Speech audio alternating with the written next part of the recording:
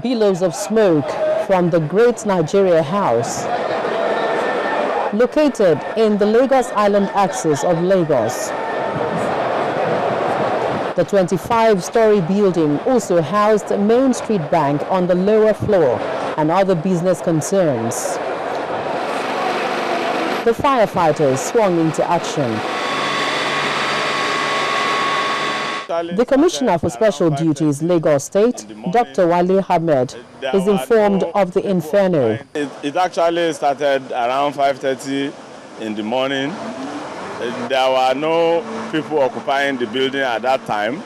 We thank God there was no loss of life, and all the emergency management and response agencies of Lagos State responded promptly. The Lagos State Fire Service faced the challenge squarely, citing the obstacles to extinguishing the blaze. There was a very timid crowd here as at the time we got here. They were not even giving us the opportunity to walk, trying to snatch the equipment from us. So that hindered our operation when we initially got here.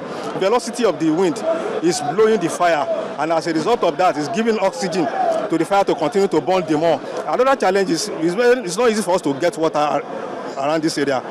We travel as far as Costain. No casualties were recorded, but certainly huge damage is done to this building. And amazingly, the fire then spilled to other surrounding structures.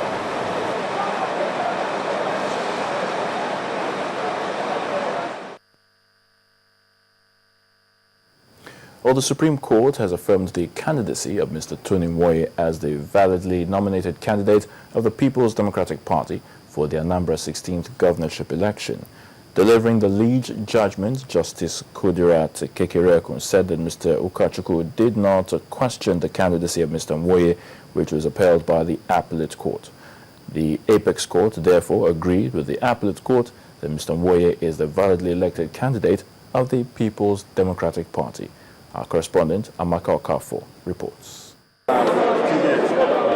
It's less than 12 days to the Anambra State governorship election, and the legal tussle reached its peak to determine who is the validly nominated candidate of the People's Democratic Party.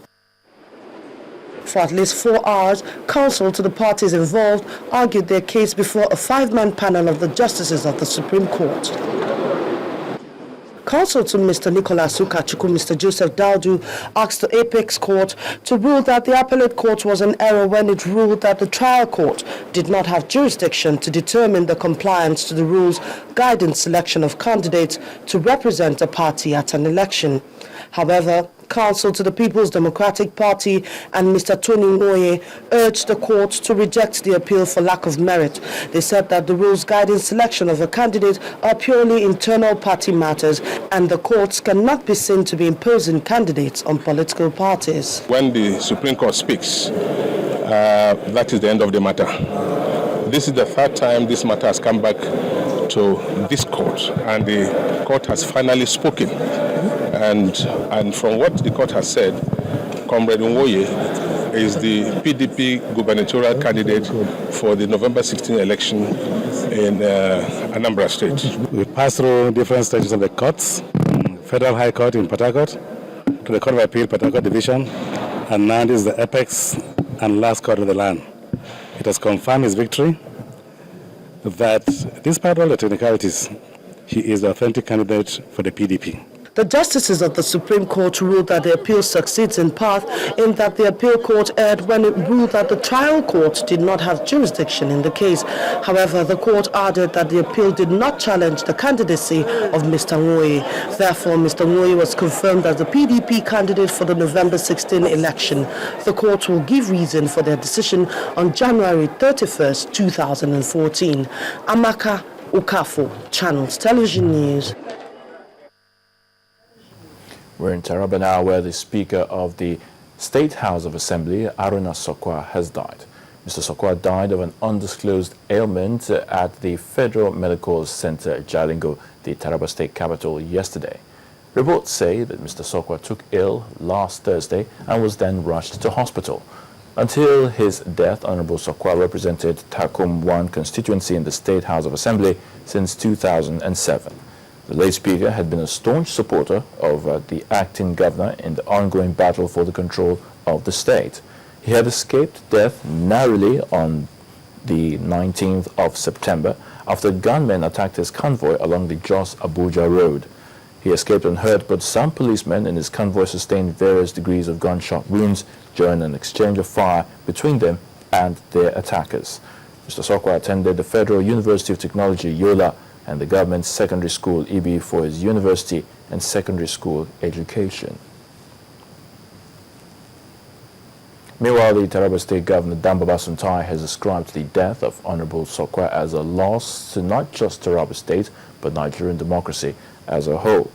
In a press statement signed by his chief press secretary, Governor Suntai described the late speaker as a politician of considerable standing who performed creditably well. The governor adds that the late Honorable Sokwa will be remembered for his ability to stand firm by any cause he believed in and his contribution to the democratic experience in Taraba State. Reactions are still emanating from the All Progressives Congress over the church stampede which occurred in Uke, Anambra State that left some 25 people dead. At a meeting with journalists in Awka, the state capital, the Ngige campaign organization described the claims by Governor Peter Obi and the APGA national chairman, attributing the cause of the incident to the APC governorship candidate and his supporters as an orchestrated lie. The organization is also questioning the credibility of the governor in setting up an inquiry into the incident. It is an unfortunate incident that has left pain in the hearts of many.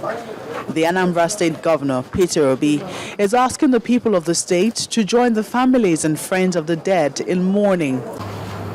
I appeal to the good people of our dear state to remain calm and prayerful as God, who has been with us all this while, will help us to overcome the present sad development and continue the work of building a better state for our children.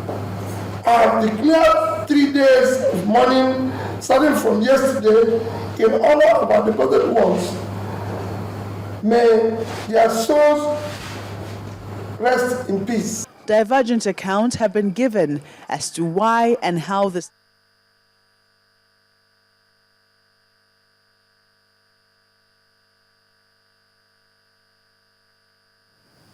We'll take another break now on News Track, and when we come back we have stories making the rounds in the world of business, on the foreign scene, and some sports news. Please stay with us.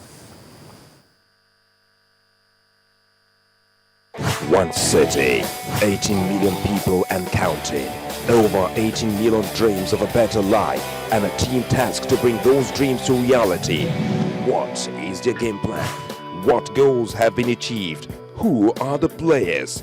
Find answers on Deadline Makers every Saturday at 3:30 p.m. only on Channels Television.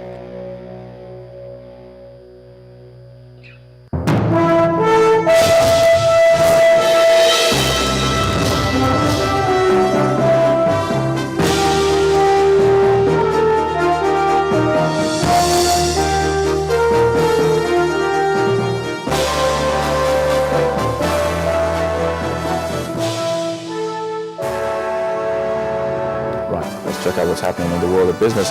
Well, the Minister of Finance, Dr. Ngozi Okonjo-Iweala, has appeared before the House of Representatives Committee on Budget, stating that the quantity of crude oil for sale is dropping. She called for a reversal of the trend, as the experience may result to dwindling revenue in the coffers of the Federation.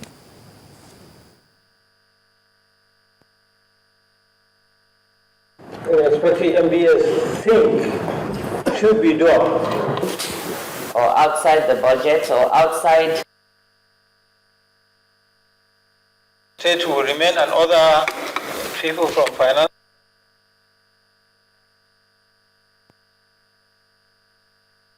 We have been very open and clear about the issues of the shortfall. We know that we are experiencing what I would call a quantity shock. So even if the price of oil is high, if the quantities lower than what we had budgeted, and perforce